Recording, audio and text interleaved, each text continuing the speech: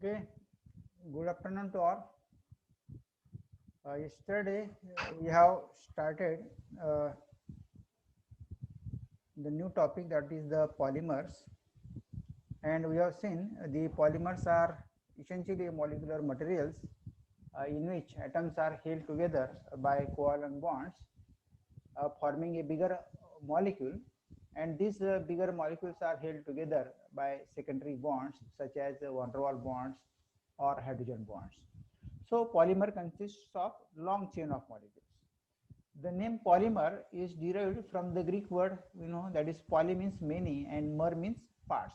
So when many parts are held together or gathered together, it forms a polymer. So poly means many and mer means a parts. So this repeating unit in the polymer, it is called as the mer, and it is the starting point for any molecule. So mer, or it is called as the monomer, is the starting point for any polymer material.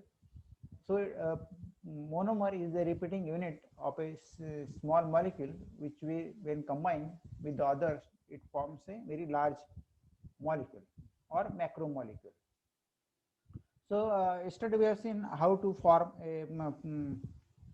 these polymers. Monomers are transformed into polymers by some methods. We have also seen the characteristics of these polymers. So these polymers have certain characteristics, and that's why they are very useful in the day-to-day applications. Because these polymer materials have a low density, and that means they are very light in weight. They are poor conductor of heat and electricity. Also, they are the poor reflector of light, and these materials are very easy for shaping and fabrication processes. Generally, they do not decay with the environment, and they are inert with the chemical attacks, and therefore the polymeric materials, generally plastics. So these polymeric materials are used for storing the chemicals because they do not react with the chemicals. Uh, so they do not. They generally decompose at a temperature between 100 degrees centigrade to 400 degrees centigrade. Now, these are the properties of the materials or characteristics of these polymer materials, and that's why these materials are very useful in our day-to-day life. Now, yesterday we have also seen the definition of polymerization. So what is the polymerization? So it is the process of converting the monomer into the polymer. It is called as the polymerization. So the polymerization is the process in which monomers are transformed into a polymer. So a single molecule or the smallest repeating unit is converted into the bigger molecule. That process is called as the polymerization. So in polymerization, a small molecule is converted into the bigger molecule. Then we have also seen the definition of a degree of polymerization. What is the degree of polymerization? So the number of repeating units in a given polymer, it determines the degree of polymerization. म्हणजे तो molecule किती मोठा झाला, किती monomers त्याच्यामध्ये add झाले, that is called as the degree of polymerization. So these are the things that we have seen in the last lecture. We have also seen the molecular weight of polymers. There are two types of there are two ways of representing the molecular weight of these polymers. One is the mass average molecular weight, and other is the number average molecular weight. So yesterday we have seen with a suitable example these two things, number average and mass average. Now today's the point. We are going to discuss the linear polymers. What are the linear polymers, and how these linear polymers are formed? So let's allow me to share the screen.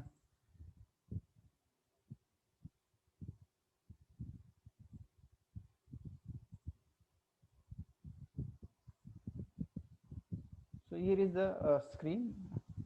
Is it visible to all? Yes. So linear polymers. So the question is, what are the linear polymers?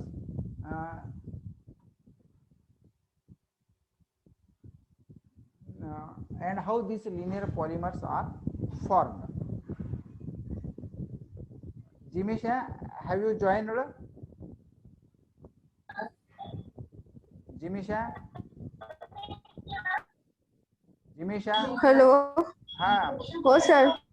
तू काय problem काय आहे तू काय कारण बऱ्याच वेळेला तू बाहेर पडते network problem आहे तुझ्याकडे हो sir.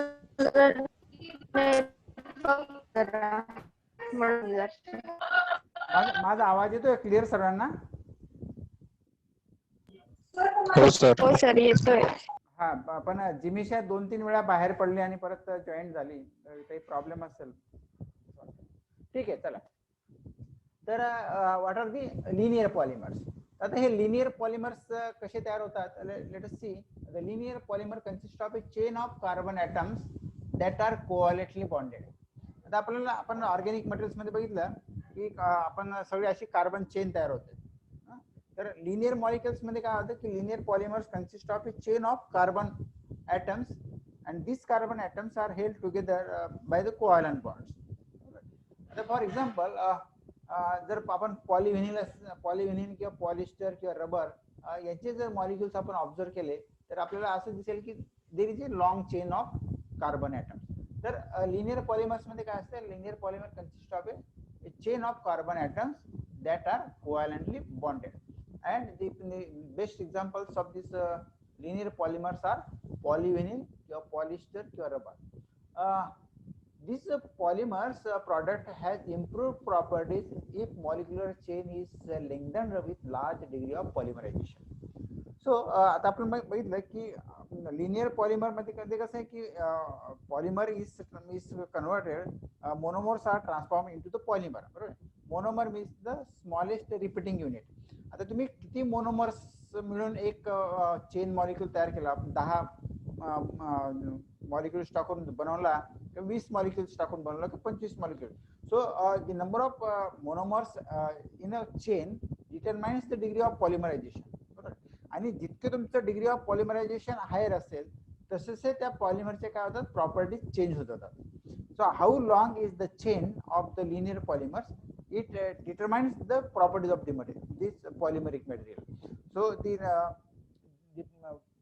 polymer product has improved properties म्हणजे त्याचे जे प्रॉपर्टीज ते इम्प्रूव्ह होतात किंवा if molecular chain is lengthened with the degree of polymerization जर आपण लिनियर चेन आपण जी आहे ती आपण वाढवली तर त्या प्रॉडक्टचे म्हणजे जे प्रॉपर्टीज काय होत जातात इम्प्रूव्ह होत जातात so the greater the degree of polymerization म्हणजे the large number of monomers in a chain the improved are the properties of this material आता in order to produce the linear polymers to produce linear polymers each monomer must be bifunctional so what is the meaning of this आता जो monomer आहे त्याचे जे दोघं एंड्सला काय असलं पाहिजे म्हणजे बाय फंक्शनल म्हणजे दुसरा मॉलिक्यूल रिॲक्ट होण्यासाठी किंवा अटॅच होण्यासाठी त्याच्यामध्ये ते जे सेंटर्स आहे active centres should be created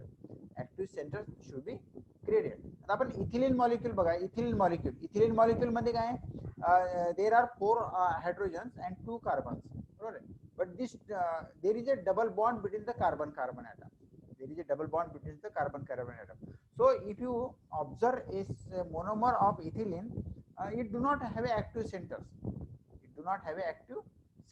आपल्याला ऍक्टिव्ह सेंटर्स क्रिएट करण्यासाठी काय करावं लागेल तो जो डबल बॉन्ड आहे इथिलीन मॉलिक्यूल मधला तो आपल्याला ब्रेक करावा लागेल आणि ते कार्बन जे आहेत त्यांना आपल्याला ऍक्टिव्ह बनवावे लागतील त्यावेळेला दुसरा मॉलिक्यूल रिॲक्ट होईल त्याच्याशी आता असं नाही की आपण चेन ऑफ मॉलिक्युल्स तयार करायचं म्हणजे हा एक मॉलिक्यूल हातात घेतला दुसरा मॉलिक्यूल त्याच्यावर ठेवून दिला म्हणजे आपल्याला 2 मॉलिक्युल्स एकत्र येतील असं नाही there should be a chemical reaction आणि ही जी केमिकल रिॲक्शन असते त्याच्यामध्ये काय असते की आपल्याला we should have to create the active centres तर आता हा लिनियर पॉलिमर आपल्याला जर बनवायचा असेल if you want to create a linear polymer means a long chain of molecule then monomer must be bifunctional म्हणजे त्याचे दोघं बाजूला आपल्याला मॉलिक्युल्स ऍड करता आले पाहिजे both the ends of this monomer must be active that will it must be able to react with the 2 molecules which are at the both sides of it म्हणजे त्याच्या दोघं बाजूला जे मॉलिक्युल्स असतील, आजूबाजूला जे मॉलिक्युल्स असतील त्यांच्याशी तो रिॲक्ट होऊ शकेल किंवा when it will react when the monomer is the bifunctional. When monomer is a bifunctional, that means it will have two active centers. आता हे जे लिनियर पॉलिमर्स आहे, मी तुम्हाला आधीच बोललो की लिनियर पॉलिमर्स म्हणजे असं नाही की दोन मॉलिक्युल्स, हा एक मॉलिक्युल हा माझ्या हातामध्ये घेतला, दुसरा मॉलिक्युल हातामध्ये घेतला, ते एकमेकाच्या जवळ आणले म्हणजे ते पॉलिमर मध्ये ट्रान्सफॉर्म होतील असं नाही. तर त्या ठिकाणी आपल्याला काहीतरी केमिकल रिएक्शन, काहीतरी कंडिशन सॅटिस्फाय करावे लागतील, त्यावेळेला this monomers will be transform into the polymer. तर हे जे linear polymers are produced by, आपल्याला दोन पद्धतीने तयार करता येतात. Linear polymers are produced by addition mechanism, त्याला किंवा आपण त्याला चेन मेकॅनिझम म्हणतो, आणि दुसरे कंडेन्सेशन पॉलिमरायझेशन. बरोबर. तर ऍडिशन पॉलिमरायझेशन किंवा condensation पॉलिमरायझेशन, these are the two methods for producing the polymer molecule. आता what is the addition polymerization? आता addition polymerization जे addition polymerization किंवा addition mechanism म्हणतो किंवा त्याला आपण चेन मेकॅनिझम पण म्हणतात. तर पहिली जी मेथड आहे, how to transform the monomers into the polymer by addition polymerization. So this addition polymerization is a very simplest type of polymerization.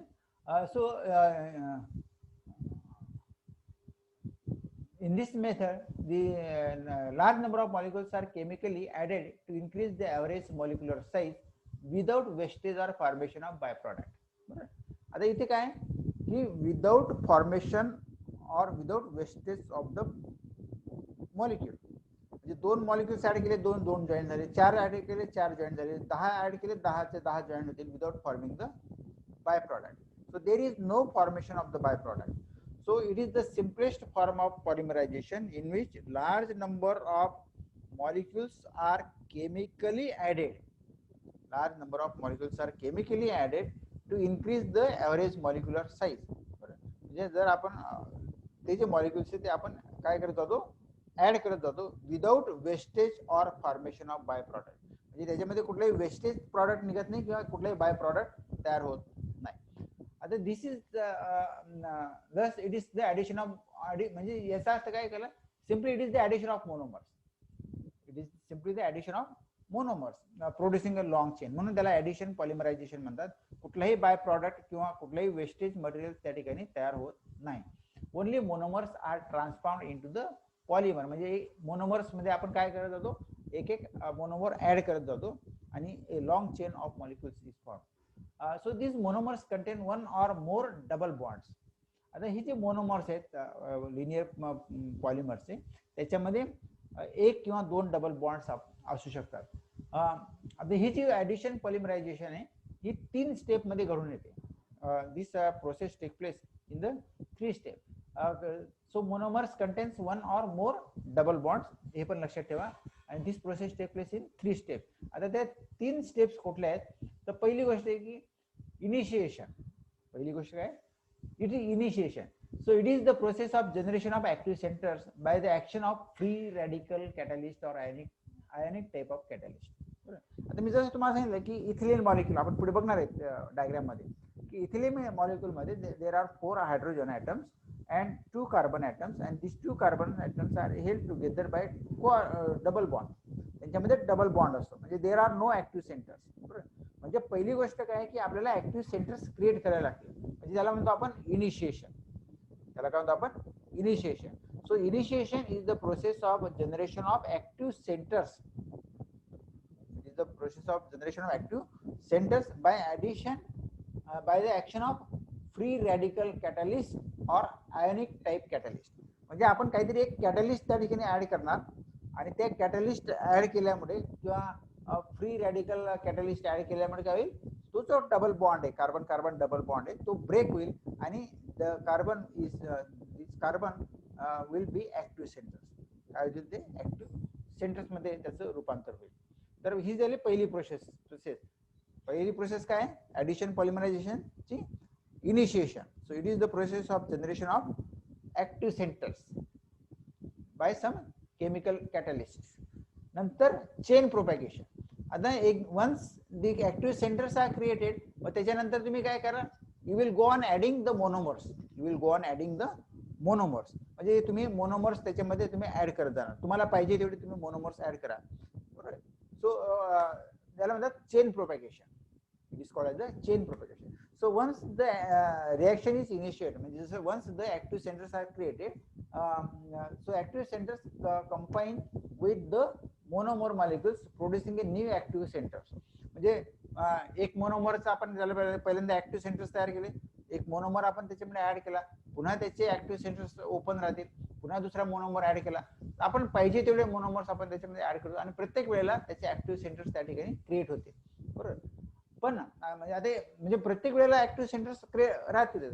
So once the reaction is initiated, active centres combine with the monomer molecules producing new active centre to which other molecules can be added. त्याच्यामध्ये आपल्याला पुन्हा दुसरे molecules आपल्याला add करता येतात, बरोबर. मग आता हे आपल्याला ऍक्टिव्ह सेंटर्स तसे सोडून देता येतील का? नाही, ते आपल्याला कुठेतरी क्लोज करावे लागेल. Reaction should be close somewhere, बरोबर. नाही तर मग काय होईल, chain reaction always it is open, the reaction is always open, so it should not be open. म्हणजे ज्यावेळेला तुमचा नंबर ऑफ मोनोमर्स तुमच्या डिझायर्ड लेवल पर्यंत आले की तुम्हाला ती रिएक्शन काय करावी लागेल, क्लोज करावी लागेल. म्हणजे you should have to deactivate the active centres. जे ऍक्टिव्ह सेंटर्स त्यांना तुम्हाला काय करावं लागेल, बंद करावं लागेल, क्लोज करावं लागेल. मग जी थर्ड स्टेप आहे त्याला म्हणतात termination. So polymerization is terminated by collision between the active ends of the chain or by addition of terminator. आता हे जे दोन ऍक्टिव्ह सेंटर्स कायम ओपन असतात, जे ऍक्टिव्ह राहतात, ते एक तर त्यांच्यामध्ये कोलिजन घडवून आणतात, म्हणजे ते एकमेकाला जोडले जातात, किंवा त्याच्यामध्ये एखादा टर्मिनेटर एलिमेंट टाकला जातो, बरोबर. म्हणजे either you add the terminator किंवा you bring out the collision between the active ends of the chain. म्हणजे दोन एंड्स आहेत एकमेकाला आपण असे भिडून देणार, तर त्या ठिकाणी काय होईल, द रिएक्शन विल क्लोज. तर फॉर एक्झाम्पल आपण इथे हा इथिलीन पॉलिमरायझेशन मोनोमर दाखवलेला आहे. बघा, मोनोमर ऑफ इथिलीन आहे, त्याचा फॉर्म्युला आहे C2H4. तर हा C आणि हा C याच्यामध्ये काय कार्बन कार्बन डबल बॉन्ड आहे. तर हा कार्बन कार्बन डबल बॉन्ड म्हणजे आता पहिल्या प्रोसेस मध्ये काय होईल, इनिशिएशन मध्ये काय आपल्याला एखादा कॅटलिस्ट ऍड करावा लागेल आणि हा डबल बॉन्ड ब्रेक करावा लागेल. ब्रेक करून मग या ठिकाणी या कार्बनला आणि या कार्बनला काय तयार होईल, ऍक्टिव्ह सेंटर्स तयार होतील. आणि मग हे ऍक्टिव्ह सेंटर्स आपण दुसरा आणखी मोनोमर आपण आणला तर तो त्या ठिकाणी जोडला जाईल. तर असे तुम्ही नंबर ऑफ मोनोमर्स या ठिकाणी तुम्ही you can join in the addition polymerization. आणि मग आपल्याला हा मोनोमर ऑफ इथिलीन आहे तर आपल्याला पॉलिइथिलीन मॉलिक्यूल तयार मिळाला. इथे आपण हा C2H4N, N means N for number of ethylene monomer molecules. So the monomer of ethylene molecules it has double bond which is necessary for chain formation, and therefore ethylene molecule is an unsaturated hydrocarbon molecule. आता काय unsaturated hydrocarbon molecule आहे.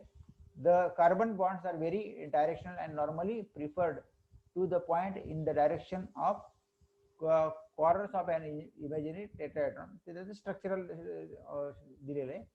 So that double bond in ethylene is strainer.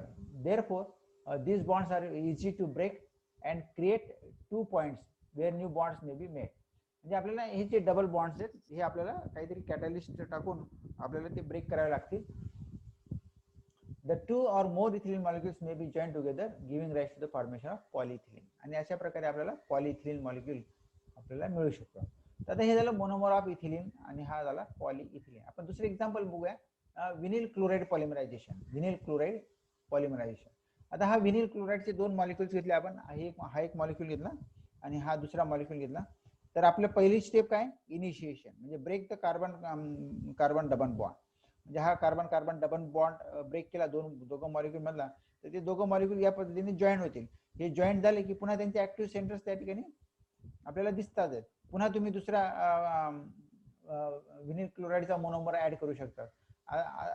तो join झाल्यानंतर पुन्हा आणखी तुम्ही विनिल क्लोराइडचा molecule त्या ठिकाणी आपण जॉईन करू शकतो until you terminate the reaction. म्हणजे हे this addition of monomers will be continue up to the termination of the reaction. जोपर्यंत तुम्ही ही रिएक्शन टर्मिनेट करत नाही तोपर्यंत ते ऍडिशन रिएक्शन त्या ठिकाणी चालू राहील. So vinyl chloride molecules are unsaturated and contain double bonds between carbon atoms. During polymerization, double bond break up into two single bond and monomers are bounded together in a polymerization process. This product obtained in the reaction is the polyvinyl chloride. तर हे जे product आपल्याला मिळालं विनिल क्लोराईडचं monomer addition करून आपल्याला मिळालं polyvinyl chloride, ज्याला आपण पीव्हीसी म्हणतो. म्हणजे पीव्हीसी पाईप वगैरे जे आहेत ते काय पॉलीविनिल क्लोराईड्स आहेत. PVC, P for poly, V for vinyl आणि सी फॉर क्लोराईड. तर आपण हे जे प्लास्टिक पाईप वगैरे आपल्या मार्केटमध्ये येतात, पीव्हीसी पाईप म्हणतो आपण त्यांना. शेतामध्ये आपल्या नट फिटिंग मध्ये आपण जे पीव्हीसी पाईप वापरतो तर ते काय असतात पॉलीविनिल क्लोराईड पॉलिमर असतात. तर हे झालं आपलं ऍडिशन पॉलिमरायझेशन. ऍडिशन पॉलिमरायझेशन मध्ये पुन्हा एक टाइप येतो कोपॉलिमरायझेशन. आता this copolymerization it is the type of addition polymerization. So it is the polymerization of two or more chemically different monomers. आता आपण कोपॉलिमर म्हणजे जर समजा मोनोमर्स हे डिफरंट पॉलिमर्सचे असतील, if the monomers are of different types, त्याला म्हणायचं कोपॉलिमरायझेशन. आणि मोनोमर्स जर समजा सेम टाइपचे असतील त्याला फक्त आपण काय म्हणतो ऍडिशन पॉलिमरायझेशन. तर copolymerization it is the type of addition polymerization. हे सुद्धा एक ऍडिशन पॉलिमरायझेशन आहे. नंतर it is the polymerization of two or more chemically different monomers. आता या ठिकाणी मोनोमर्स काय डिफरंट आहेत. Reactive form polymer in is both the monomers are linked in one chain. म्हणजे दोन वेगवेगळे मोनोमर्स हे एका चेन मध्ये आपण एकत्र आणतो, त्याला म्हणतो आपण कोपॉलिमरायझेशन. आता आपल्याला एक्झाम्पल जर घ्यायचं असेल तर आता वरच्या एक्झाम्पल मध्ये आपण काय घेतलं मोनोमर्स ऑफ विनिल क्लोराईड घेतल्या. हा विनिल क्लोराईड. पण समजा आपण एक विनिल क्लोराईड घेतला आणि एक दुसरा घेतला तर तो ते काय होईल कोपॉलिमरायझेशन होईल. सो फॉर एक्झाम्पल आपण असं विनिल क्लोराईड आणि विनिल ऍसिटेट आपण घेऊया. विनिल क्लोराईड आणि विनिल ऍसिटेट. तर विनिल क्लोराईडचा मोनोमर आणि विनिल ऍसिटेटचा मोनोमर हे जे क्रिस्टल फॉर्म करेल त्याला म्हणतो आपण कोपॉलिमर. आता कोपॉलिमर्स have improved physical and chemical properties than their compounds. So this property helps the engineer to make and use plastic for wide variety of application. आता आपण हा विनिल क्लोराईडचा मॉलिक्यूल आहे, मोनोमर आहे. आणि हा ऍसिटेट आहे किंवा विनिल ऍसिटेट म्हणून याला आपण विनिल ऍसिटेट. मी हा विनिल ऍसिटेटचा इथे या फॉर्म्युला पण दिलेला आहे. हा AC म्हणजे ऍसिटेटचा पार्ट आहे vinyl acetate. So this is vinyl acetate. या ठिकाणी हे स्ट्रक्चर ओपन करून दाखवलेलं आहे मी. तर हा विनिल क्लोराईड आणि हा विनिल ऍसिटेट. विनिल शब्द राहून गेला तिथे विनिल ऍसिटेट. तर या ठिकाणी काय होईल की हा कार्बन कार्बन डबल बॉन्ड समजा ब्रेक केला तर त्या सॉरी या ठिकाणी हा Cl पाहिजे होता, तो H राहून गेलेला आहे.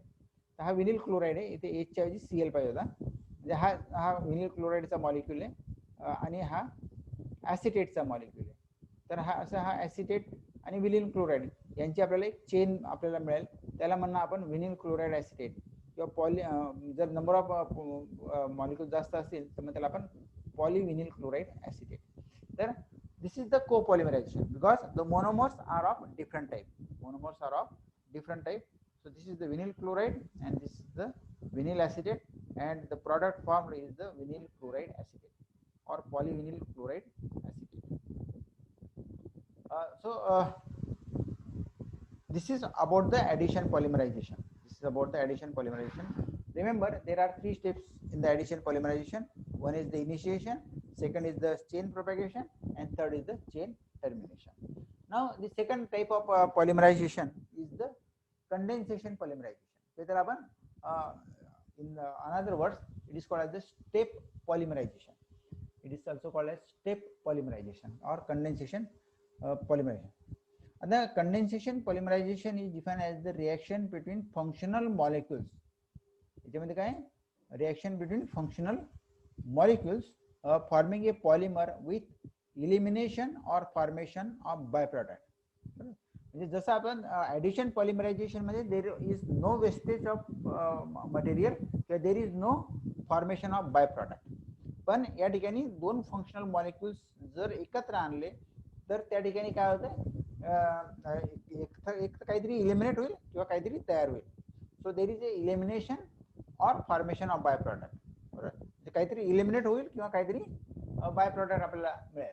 So generally the by product जो आपल्याला मिळतो तो H2O मॉलिक्यूल मिळतो किंवा HCl किंवा CH3OH. आता आपण बघूया की consider the condensation polymerization of formaldehyde and phenol. आपण फॉर्माल्डिहाइड आणि फिनॉलचं कंडेन्सेशन पॉलिमरायझेशन बघूया. आता the formaldehyde has supplied CH2 unit which serve as the bridge between the two benzene rings of the phenol. So stripping off one oxygen from formaldehyde and two hydrogen from benzene rings form H2O. या वरच्या reaction मध्ये तुमचं लक्षात येणार नाही, मी हाताने एक reaction काढलेली आहे. तर हा फॉर्माल्डिहाइडचा मॉलिक्यूल आहे, मोनोमर आहे फॉर्माल्डिहाइडचा, आणि हे दोन फिनॉल मॉलिक्युल्स आहेत. हा एक फिनॉल आहे आणि हा एक फिनॉल आहे. आता ज्यावेळेला यांचं कंडेन्सेशन मेकॅनिझम आपण घडून आणतो, कंडेन्सेशन पॉलिमरायझेशन किंवा त्याला स्टेप पॉलिमरायझेशन ज्यावेळेला आपण घडून आणतो, तर त्यावेळेला काय होईल की हे जे दोन हायड्रोजन्स आहेत, बरोबर, हे दोन हायड्रोजन्स रिमूव्ह होतील आणि त्या ठिकाणी कार्बन चालला जाईल. हा कार्बन त्या ठिकाणी गेला आणि हा हायड्रोजन आणि हा हायड्रोजन त्या ठिकाणी तसंच राहिला. म्हणजे दोन हायड्रोजन आणि हा एक ऑक्सिजन बाहेर पडला, कारण हा डबल बॉन्ड ब्रेक झाला, हा ऑक्सिजन या ठिकाणी काय झाला, म्हणजे दोन हायड्रोजन, हे दोन हायड्रोजन या बेंझिन रिंग मधून रिमूव्ह होतील आणि एक ऑक्सिजन या फॉर्माल्डिहाइड मधून रिमूव्ह होईल. बरोबर, आणि दिस CH2 ने काय तयार केलं ठिकाणी, it forms a bridge between the two phenol molecules. म्हणजे हा एक फिनॉल मॉलिक्यूल आहे आणि हा एक फिनॉल मॉलिक्यूल आहे. या दोघांना जोडण्याचं काम या CH2 मॉलिक्यूलने केलं. काय केलं, या CH2 मॉलिक्यूलने केलं. So this CH2 forms a bridge between the two phenol molecules. आणि त्याच्यामुळे बाय प्रॉडक्ट काय तयार झाला, H2O is the by product. H2O is the by product. So when formaldehyde and phenol molecules are allowed to form a polymer, त्याला condensation पॉलिमरायझेशन म्हणतात किंवा त्याला step पॉलिमरायझेशन म्हणतात. तर the condensation polymerization of formaldehyde and phenol, the formaldehyde has supplied CH2 unit. म्हणजे हा जो formaldehyde आहे हा याने या फिनॉलला CH2 युनिट काय केलं, सप्लाय केलं, which serves as a bridge between the two benzene rings of the phenols. आता फिनॉल्स म्हणजे काय, हा एक फिनॉल आहे, ही फिनॉलची बेंझिन रिंग आहे, ही पण एक फिनॉलची बेंझिन रिंग आहे, आणि त्याच्यामध्ये हा CH2 म्हणजे फॉर्माल्डिहाइडचा जो CH2 आहे त्याने काय तयार केलं, एक ब्रिज तयार केला, आणि जो प्रॉडक्ट तयार झाला तो phenol formaldehyde with the by product H2O. या ठिकाणी H2O काय तयार झाला, एक बाय प्रॉडक्ट तयार झाला. दुसरं एक्झाम्पल नायलॉन 66 किंवा नायलॉन 66 पण म्हणतात काही लोक त्याला, किंवा नायलॉन 66 पण म्हणतात किंवा नायलॉन 6/6. आता याचं सुद्धा कंडेन्सेशन मेकॅनिझम होतं, आणि condensation mechanism produces by product, म्हणजे water as a by product. बरोबर, परीक्षेमध्ये बऱ्याच वेळेला असा प्रश्न विचारला जातो, show that condensation mechanism produces water as by product. Take example of nylon 66. म्हणजे असं दाखवायचं आपल्याला की कंडेन्सेशन मेकॅनिझम म्हणजे वॉटर हा बाय प्रॉडक्ट म्हणून तयार होतो, आणि take the example of nylon 66. आता आपण नायलॉन 66 चे मॉलिक्युल्स बघूया. की हा नायलॉन 6 चा मॉलिक्यूल एक, आपण हा एक नायलॉन 6 चा मॉलिक्यूल घेतला आणि हा दुसरा नायलॉन 6 चा मॉलिक्यूल घेतला. बरोबर, तर हा एक मॉलिक्यूल, म्हणजे मॉलिक्यूल लक्षात घ्या की कसा काढलेला आहे. याच्यामध्ये कार्बन, हायड्रोजन्स आहेत, नायट्रोजन आहे आणि हायड्रॉक्सिल ग्रुप आहे, OH ग्रुप आहे. तर हा एक नायलॉनचा मॉलिक्यूल आहे आणि हा दुसरा नायलॉनचा मॉलिक्यूल आहे, हा नायलॉनचा मॉलिक्यूल आहे. आता याचं आपण कंडेन्सेशन मेकॅनिझम घडून आणलं, म्हणजे रिएक्शन घडून आणली, तर हा जो हा OH आणि हा H हा या ठिकाणी रिमूव्ह होईल. बरोबर, हा रिमूव्ह झाला, हा OH रिमूव्ह झाला, हा H रिमूव्ह झाला, तर हा नायट्रोजन या ठिकाणी काय होईल, हा इथे कनेक्ट होऊन जाईल. So this nitrogen will get connected to this carbon. बरोबर, आणि मग म्हणजे जो प्रॉडक्ट तयार होईल तो नायलॉन 66, म्हणजे नायलॉन 66. आता असे तुमचे नायलॉनचे किती मॉलिक्युल्स तुमचे ऍड झाले, depending on number of molecules. या ठिकाणी हा नायलॉन 66 चे मॉलिक्युल्स, म्हणजे हा स्क्वेअर ब्रॅकेट मध्ये मी काय दाखवले की नंबर ऑफ नायलॉन 66 चे मॉलिक्युल्स प्लस आता जेवढे तुम्ही मॉलिक्युल्स ऍड करणार तेवढे H2O त्या ठिकाणी तयार होणार, म्हणजे तेवढे H2O त्या ठिकाणी, म्हणून NH2O, कारण हा H2O. म्हणजे जेवढे तुम्ही नायलॉन मॉलिक्युल्स ऍड करणार तेवढे तुमचे वॉटर मॉलिक्युल्स त्या ठिकाणी काय होतील, तयार होतील.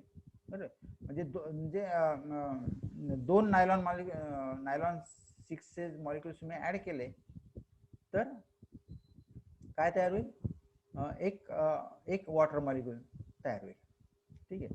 So hydrogen and OH are removed from the ends of the molecule and small H2 molecule is formed as the byproduct. So there is no absolute termination in the growth of condensation polymers. त्या ठिकाणी absolute termination होत नाही. Both ends of the growing molecules remain functional. Therefore another can join for continuous growth. The average molecular increases in steps and a high molecular weight product is obtained after a long time. Catalyst is also required for this polymerization. However, irradiation of ultraviolet or sunlight may also initiate the reaction. म्हणजे प्रत्येक reaction मध्ये आपल्याला initiation, chain propagation आणि termination या तीन गोष्टी आपल्याला कराव्या लागतात.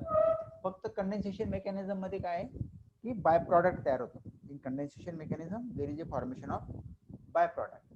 आणि आपल्याला कंडेन्सेशन मेकॅनिझम आपल्याला अल्ट्राव्हायोलेट रेजने पण इनिशिएट करता येते किंवा एखाद्या कॅटॅलिस्टने पण इनिशिएट करता येते. So this is all about the condensation mechanism and addition polymerization. Condensation polymerization and addition polymerization. There is only 1 minute is left for discussion. Tomorrow in the next lecture we will see the cross linking or vulcanization of rubber. If you have any questions, you can raise the questions. Otherwise, the lecture is over.